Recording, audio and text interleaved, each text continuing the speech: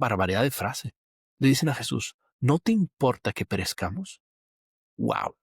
O sea, quejarse con Dios es una cosa, pero hablarle a Dios así es otro nivel, ¿eh? Hola y bienvenidos al podcast del Padre JP. Aquí con ustedes el Padre JP. En estos encuentros exploramos ideas que nos vuelan la cabeza para cambiar el mundo y nuestras vidas con la belleza de la verdad. Me pueden encontrar en Instagram y TikTok como padre.jp y en Facebook como Padre JP. Ya estoy también en las principales plataformas de podcast para que nos busquen, sigan y denle a la campanita para no perderse ningún episodio. Espero que que estás a punto de empezar, también te vuele la cabeza. Estoy enojado con Dios. ¿Estoy mal? ¿Qué tengo que hacer? Es normal esa pregunta y me gusta platicar de eso porque creo que hay muchos matices interesantes que hay que entender. Pero antes, manteniendo nuestra tradición, quiero saludar a la persona que está escuchando este podcast mientras está yendo a la escuela o a la universidad. Espero que te vaya muy bien hoy, que sea un día fructífero y productivo.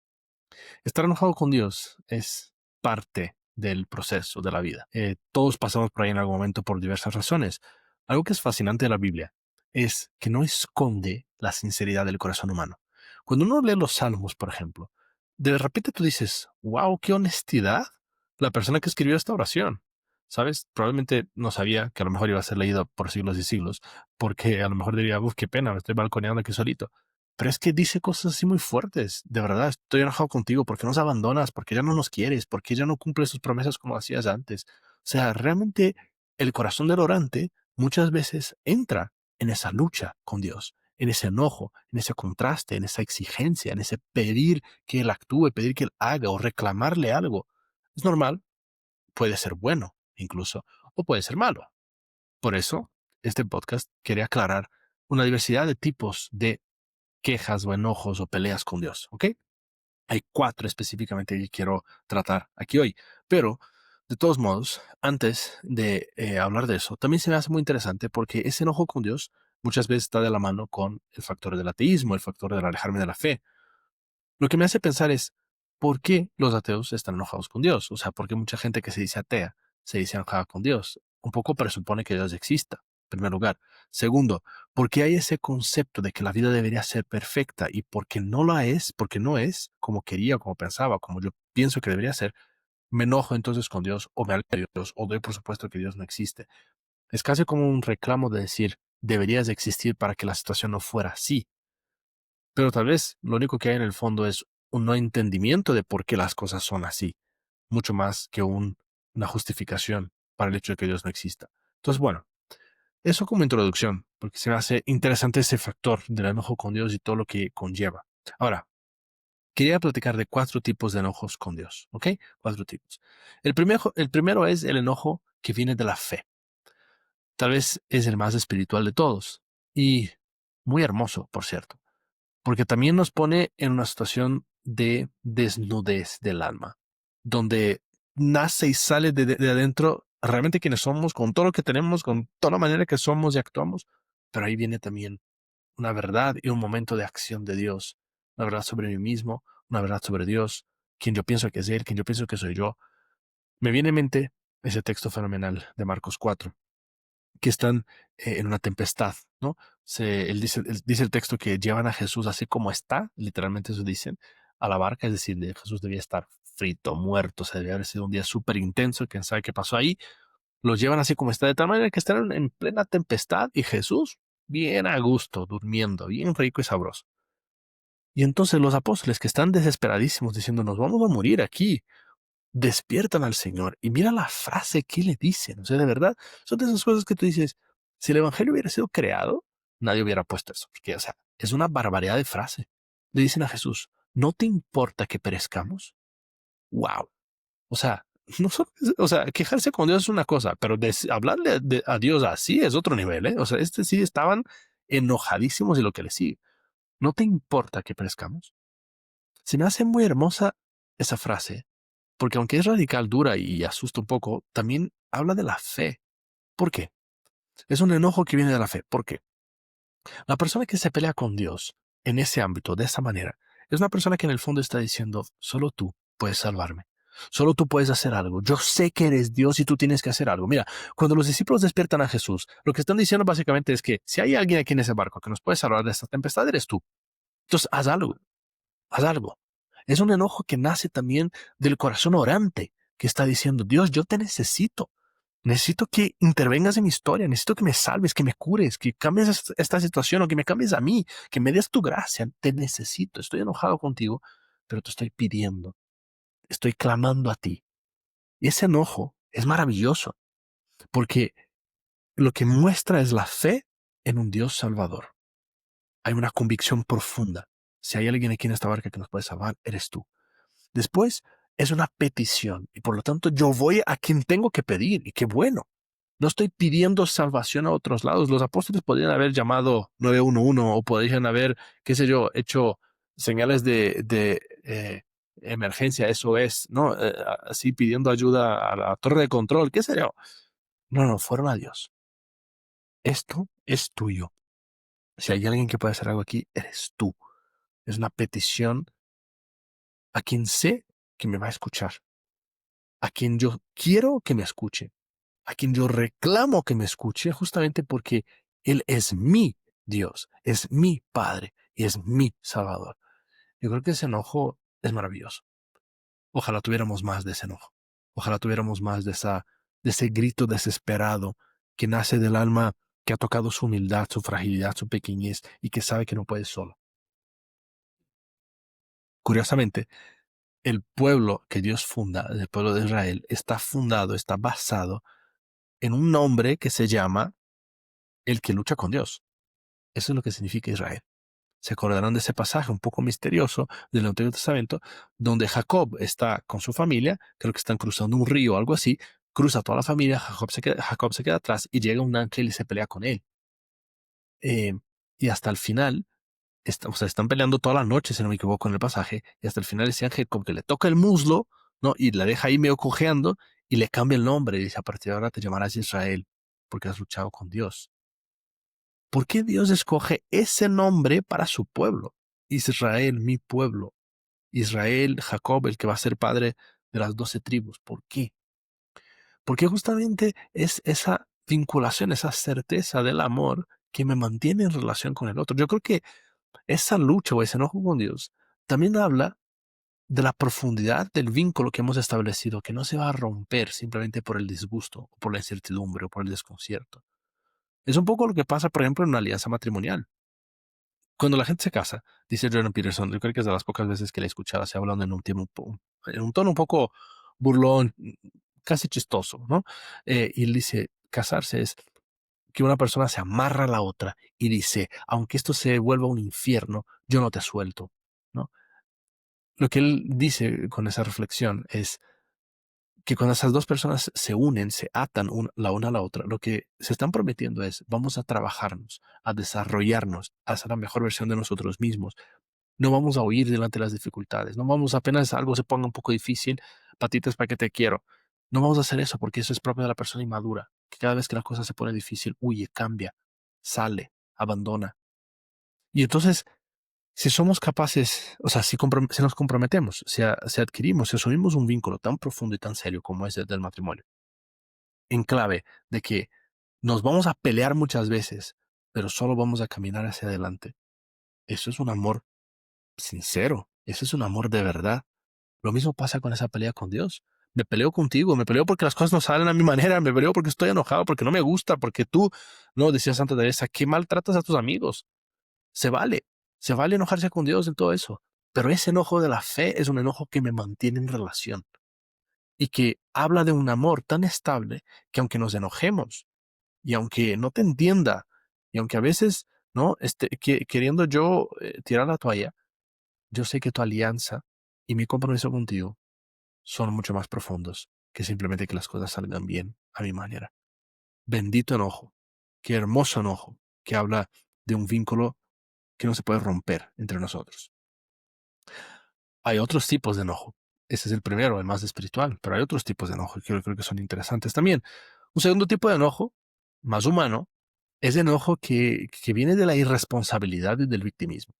Así, ahora sí estamos hablando de una cosa que está en tu cancha, amigo. Eso sí depende de ti, carnal. Mira, hay un dicho por ahí que dice que el pecado ya viene con su propia penitencia, ¿no? Y es justamente eso. Me encontraba una vez con un joven que se había casado, no podía tener hijos, estaba muy enojado con Dios. Y yo, ¿por qué estás enojado con Dios? Es porque no me permite tener hijos.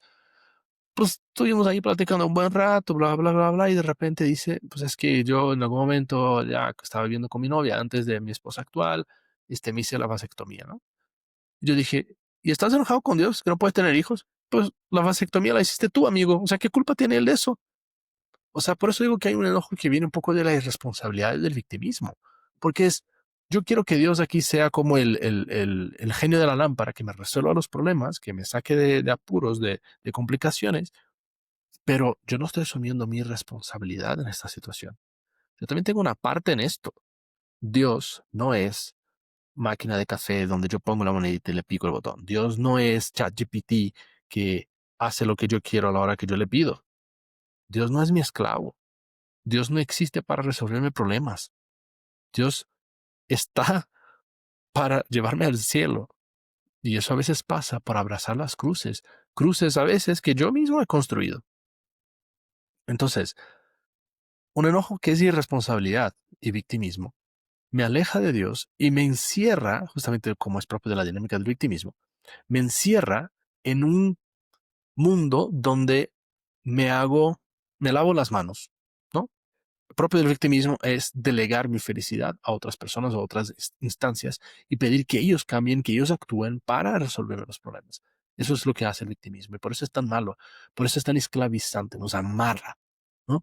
Yo me empiezo ahí a revolcarme en mi propio vómito, ¿no? A lamer mis heridas y estar eternamente encerrado en mi problema sin buscar soluciones y sin enfrentar la vida como es y decir, ok, cometí este error y hay esta consecuencia. Ahora soy hombre suficiente, soy adulto suficiente, soy maduro suficiente para, pues eso, ver las consecuencias, asumirlas.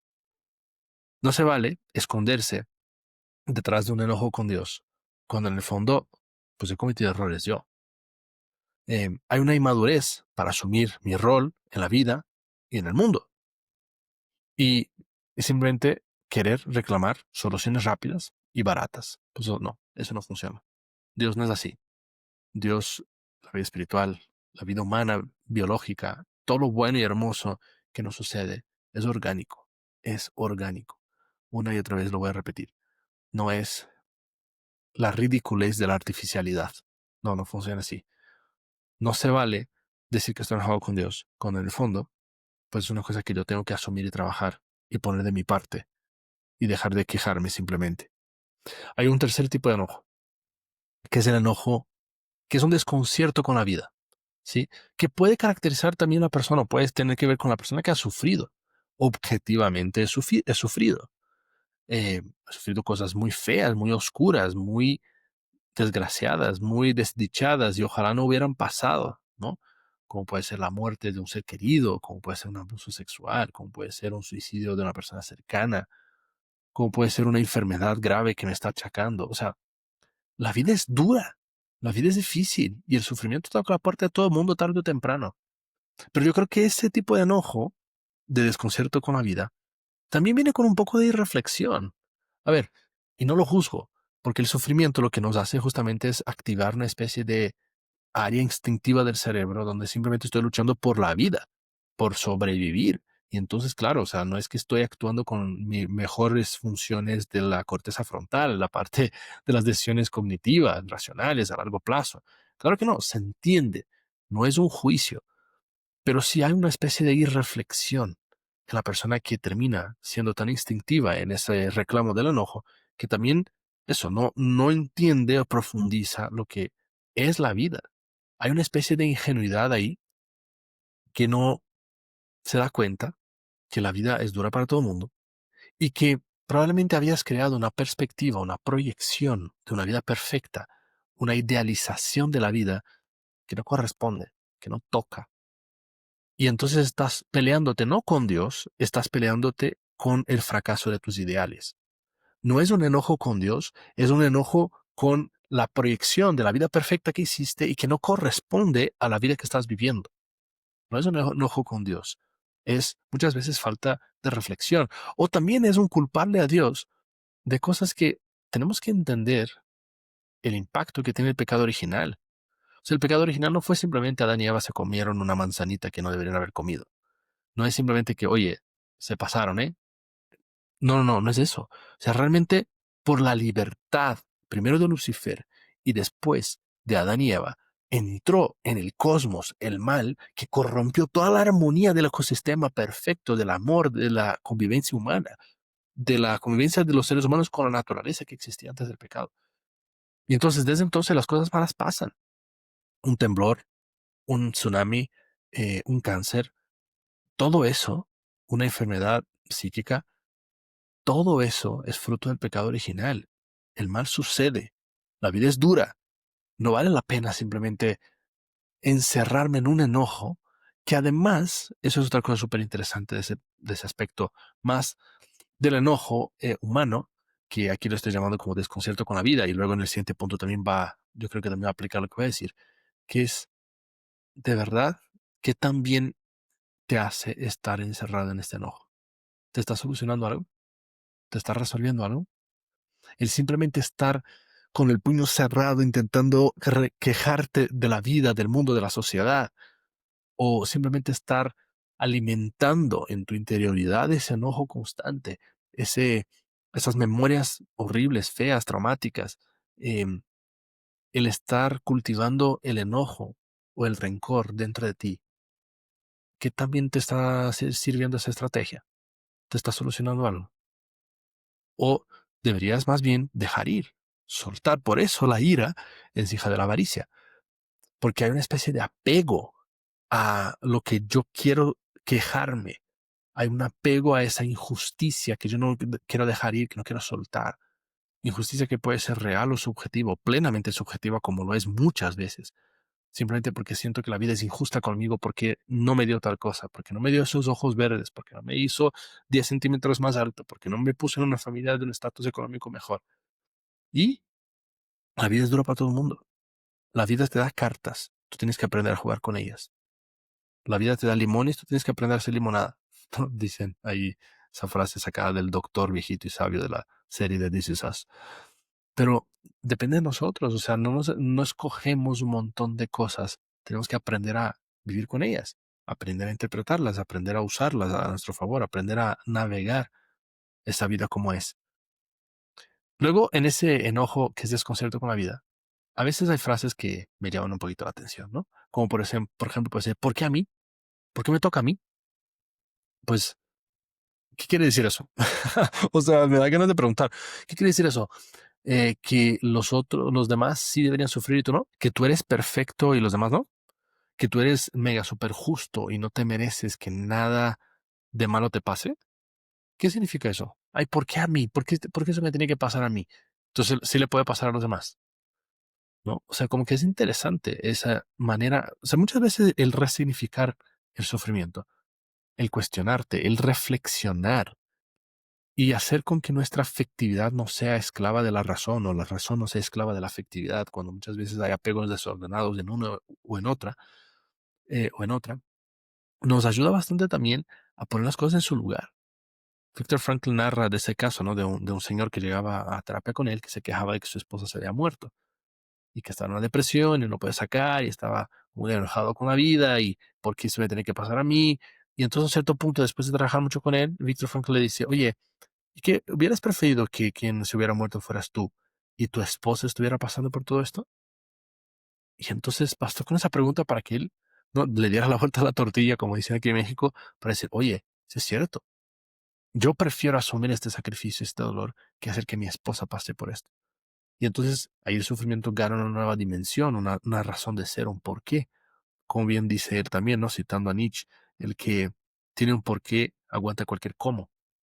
Justamente el encontrar también una razón de ser en el sacrificio, en el dolor, en el sufrimiento, en las dificultades de la vida, el desmitificar, ¿no? O sea, justo, o sea, romper esa ingenuidad fantasiosa de la vida perfecta, de la vida que tiene que ser a mi manera. En un podcast que estuve participando hace mucho, un joven decía eso que me gustó mucho. Decía, es que cuando comparo mi vida con la idea de mi vida, pues mi vida siempre sale perdiendo porque la idea siempre es perfecta. siempre en mi idea de las cosas, el noviazgo sale bien, la familia sale bien, la chama sale bien, mi cuerpo sale, o sea, todo sale bien, todo es perfecto. Estoy tan aferrado a esa perfección que por eso estoy sufriendo tanto aquí en la realidad. Algo que me gusta usar para definir justamente la enfermedad espiritual de la avaricia, que creo que va súper de la mano con este tercer tipo de enojo, es nada te hace sufrir más que tu definición de felicidad. Yo creo que aquí aplica como anillo al dedo. Hay un enojo, disque con Dios, pero que en el fondo es simplemente porque las cosas no están saliendo a mi manera. Y entonces incluso hay una especie de ateísmo, una especie de, diría así, una actitud diabólica en la cual yo quiero que Dios se someta a mis planes. Yo le estoy diciendo a Dios, ¿no? ¿Qué es lo que eh, Él tiene que hacer? Básicamente. Em, Aquí también, o sea, ya había dicho que hay algunas frases que entran de ese tipo de enojo, del desconcierto, que muchas veces es irreflexivo. Entre algunas frases interesantes. Una de ellas es, "Ah, ¿por qué a mí?". La otra frase que a veces escucho va más o menos así, ¿no? Es que se murió mi abuela y entonces desde ahí yo que había rezado un montón para que ella no se muriera, para que se curara, pues yo me enojé con Dios, me alejé de la iglesia y tal. Y yo me quedo pensando, pues fíjate que llevamos muchos millones de años sobre la tierra y nadie nunca se ha salvado de la muerte, amigo. O sea, la muerte pasa. Resulta que la gente se muere. Y más, si son viejitos. Y más si están enfermos. Resulta que la gente se muere. Eso es parte de la vida humana. O sea, ¿por qué? O sea, yo entiendo que el sufrimiento, el dolor causan desconciertos. Como dije antes, no juzgo. Eso es parte de. Todos pasamos por ahí. Y tarde o temprano vas a pasar por ahí si no has pasado. Claro que te genera ese enojo, ese coraje, esa inquietud incluso, ¿sabes? De que la vida debería ser diferente. Pero a la vez es de que, sí, la gente muere. O sea, cosas malas pasan, ¿sabes? De que casas se queman, el cáncer mata, temblores destruyen. Sí, cosas malas pasan. ¿Y por qué tiene que Dios ser el culpable de eso? ¿Por qué tiene que ser Dios el que arregla de manera tan barata y banal, así según nuestros caprichos, nuestros problemas? ¿Sabes de que claro que nuestro Dios es un Dios relacional y se interesa por nosotros y nos ama y nos quiere y se enamora y se ilusiona de salvarnos hasta el punto de que nos da Jesucristo en la cruz? Pero la salvación que nos ofrece es una salvación del cielo, es una salvación para la vida eterna, no es simplemente que no te duele, no te cuesten las cosas de esta vida y de este mundo, que de por sí duelen y cuestan y son parte de la existencia humana y tenemos que aprender a vivir con eso. Entonces, no banalizar tampoco las dificultades y culparlas a Dios, o sea, como que ponérselas todas de su cuenta, cuando, a ver, mm, la vida también tiene un ritmo, también tiene un ciclo y Dios lo respeta. ¿Qué tipo de Dios sería el que interviene para que el mal no suceda y solo permite el bien y entonces nos obliga a todos a hacer el bien, nos quita la libertad para escoger equivocadamente y nos obliga, por lo tanto, a solo hacer las cosas que Él quiere como Él quiere para que nadie salga lastimado en el proceso? Somos entonces unos robots. No es una gran solución, realmente. Hay otro capítulo aquí de la primera temporada, de lo que llamo primera temporada del podcast, cuando yo hacía grabaciones más informales, pero que hablo justamente sobre el tema del mal y toco un poco ese tema. Pero vamos a movernos al cuarto tipo de enojo. Habíamos dicho que hay cuatro y llegamos al último, que es el enojo, que es una proyección psicológica. Yo conozco a una persona muy cercana que justamente tenía una relación ahí medio peleada con Dios, no entendía a Dios, no lo aceptaba, no lo sentía y finalmente decidió hacerse atea por varios años, hasta que en una ocasión su papá, eh, con unos gestos incluso inconscientes por parte de su papá, empezó a sanar esa relación. Y un poco después la persona se encontró con Dios y tuvo un cambio de pasar justamente de ese ateísmo a la fe. ¿Qué sucedió ahí? Sucedió que había una psicología herida que estaba proyectando esos problemas con Dios. Con frecuencia en un mundo como el nuestro, donde la mayoría de los matrimonios terminan en divorcio, donde la figura paterna está tan dañada, tan ausente, o como dice Máximo Recalcati, ¿no?, donde ha habido una muerte simbólica del padre. Ya no sabemos qué es la paternidad.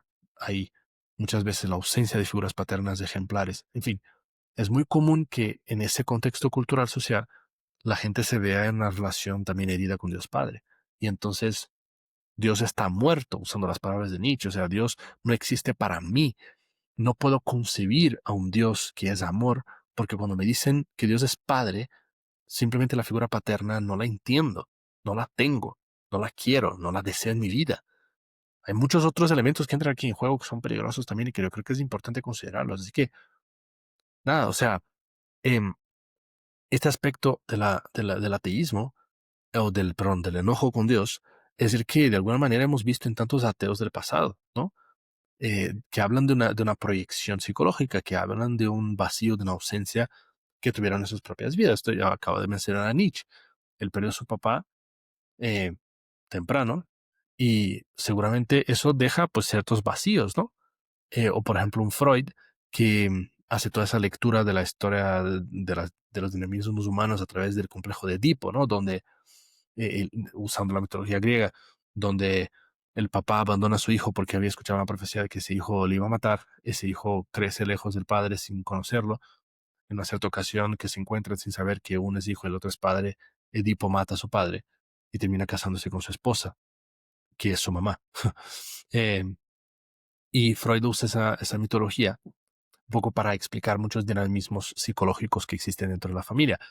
Pero hay gente que dice, pues sí, eso fue exageradamente universalizado. O sea, eso era el contexto de Viena del momento donde Freud desarrolla sus principios, pero eso no es la realidad humana. O sea, no todos nosotros estamos peleados con nuestro papá, nosotros leemos el mundo, la vida, bajo la óptica de papás malos, papás que no saben qué significa ser hombres, que no saben qué significa ser esposos, que no saben servir a su familia, que no saben rodearse delante de Dios con humildad. No todos nosotros vivimos eso. Entonces, hay una proyección de ese enojo con Dios de una figura que no existe. Es como si yo estuviera luchando contra un espantapájaros creado por mi fantasía, pero que no está en la realidad. Eso es lo que pasa justamente con la proyección psicológica hecha por una persona que, sin darse cuenta, tiene una cuestión mucho más familiar, humana, psíquica, que necesita ser desarrollada, ahondada, entendida, para poder también entrar en la relación con Dios. Es por eso que a veces un proceso de evangelización pasa incluso por la deconstrucción del concepto de Dios. ¿Quién es Dios para ti? Probablemente muchos de nuestros jóvenes, y probablemente incluso, y ojalá yo diría que la gente que me está oyendo también tenga conceptos equivocados de Dios, porque así me da gusto saber que este podcast está llegando a gente que está creciendo en su fe, que está acercándose a Dios otra vez, que está reempezando. Pero yo creo que va por ahí el tema.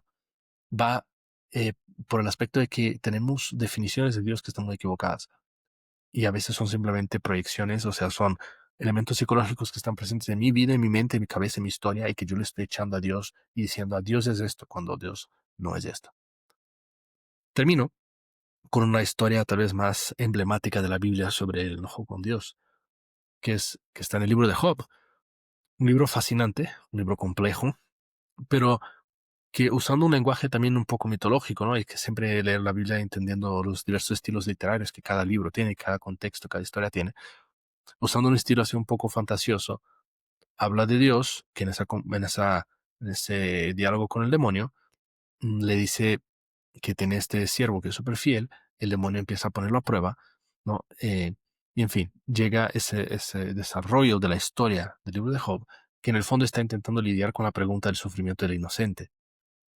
Job se enoja con Dios todo el libro, está ahí echando improperios y quejándose y usando incluso una palabra técnica hebraica muy interesante, hebrea muy interesante, que es de llevar a juicio al otro. Es como demandar, es como puse una demanda contra esta persona en el ministerio público. Eso es lo que hace Job con Dios.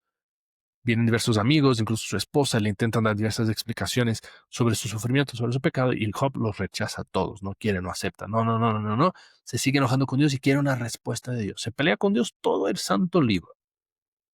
Y al final, Dios le da una respuesta muy peculiar, muy interesante, porque básicamente le dice, Job, ¿dónde estabas cuando yo creé el cielo y la tierra? ¿Dónde estabas cuando yo creé el sol? ¿Conoces la profundidad de los mares, del mar? ¿Tú qué harías con el mal en el mundo? No tú que me pides a mí respuestas y pides que yo te conteste todo a ti, que yo me ponga a explicarte cómo soy Dios y cómo hago las cosas, porque tú, como si tú fueras más importante que yo. Y en esa respuesta, Job, pues dice, pues he hablado mal, se da cuenta.